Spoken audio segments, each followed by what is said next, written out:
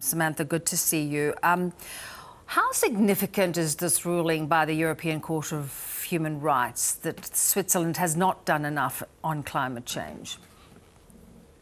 I think this court ruling is incredibly significant. It's not only inspirational that citizens around the world are taking direct action against governments, but they've won, and that the court ruling suggests that Switzerland has failed in its obligations to its citizens and to the Paris Agreement. So what were they arguing, this group of women? They were arguing that due to climate change, there's an increased risk of heat waves. Those heat waves will be more intense and more frequent, and elderly people, particularly elderly women, are more vulnerable to heat waves. So they've argued that due to their nation's inactions on climate change, they are more vulnerable to the impacts of climate change. What can the Swiss government be compelled to do as a consequence of this case? Well, that I'm not sure, because I'm not a legal expert, but I think the guidance from the legal ruling is that Switzerland needs to do more to fulfill its obligations to the Paris Agreement to limit global warming to 1.5 degrees. Yeah. There were another two cases that were not successful. Do you think that was more on technicalities than the actual issue at hand? Again, I'm not a legal expert, so I haven't gone into the depths of those cases. But I think this Swiss case sets a new template for other legal action. So I think this is the first successful one that we'll see, but it won't be the last. And it gives motivation to other climate activists around the world to show that it is possible to get a legal ruling to show the failings for future generations and current generations on the lack of action for the impacts of climate change. Yeah.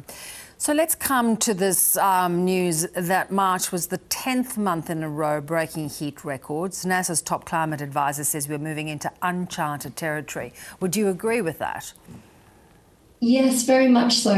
So it's not the first time that global temperature records have set new records for 10 consecutive months. We've had that before, and we've had that during the last very strong El Nino event in 2015, 2016, when we had monthly records that were set for 16 consecutive months.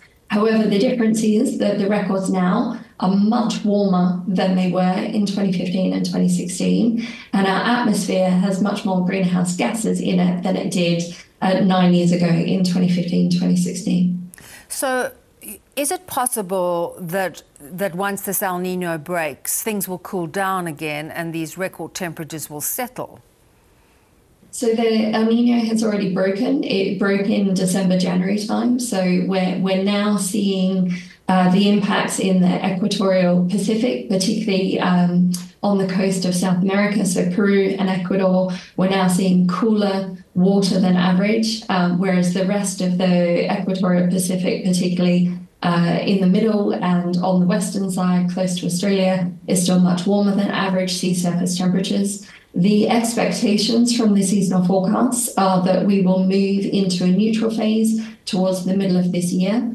But we saw record-breaking temperatures before the El Nino event last year in June, July, August, before the event really had those teleconnections between the ocean and the atmosphere and beyond the Pacific Basin. And we're still continuing to see these records broken, even though we've peaked the El Nino event. So it's not just El Nino that's impacting global temperature records. Do you think not just El Nino, not just climate change, do you think there could be other factors that we haven't yet identified? So as part of climate change, the largest contributing factor is greenhouse gas concentrations in the atmosphere. However, there's a number of other natural factors that play into this. They include natural variability like El Nino, volcanic eruptions, the solar cycle, changing aerosols in the atmosphere, but most of those play a very small contributing component on the order of 1/10 of a degree or even less. So the records that we're seeing aren't explained by natural variability and by the concentration of greenhouse gases that we have in the atmosphere. Interesting. You know, a lot of countries are trying to move quickly. We see, you know, action in the US, in Australia. Sometimes we can't make those changes quickly enough because we haven't prepared for those technologies. You know, how critical is this that we start trying to make these changes, reducing greenhouse gas emissions as fast as possible? It's incredibly critical. I can't stress this enough. The sooner we get to net zero, the sooner we cap our emissions, the sooner we will stabilize our climate. And the global temperatures have a direct impact on extreme events and the frequency and intensity of extreme events that are felt around the world. Yeah, and I think one of the things you do notice is that the impact is far worse on many nations that can ill afford it. Exactly. Yeah. Sam, appreciate your time. As always, you know, we receive these warnings, but I'm not sure we're moving fast enough. Well, hopefully with more civil action, there will be increased motivation for greater political ambition. Yes, let's watch as it plays out. Good to have you on. Thank you. Thank you.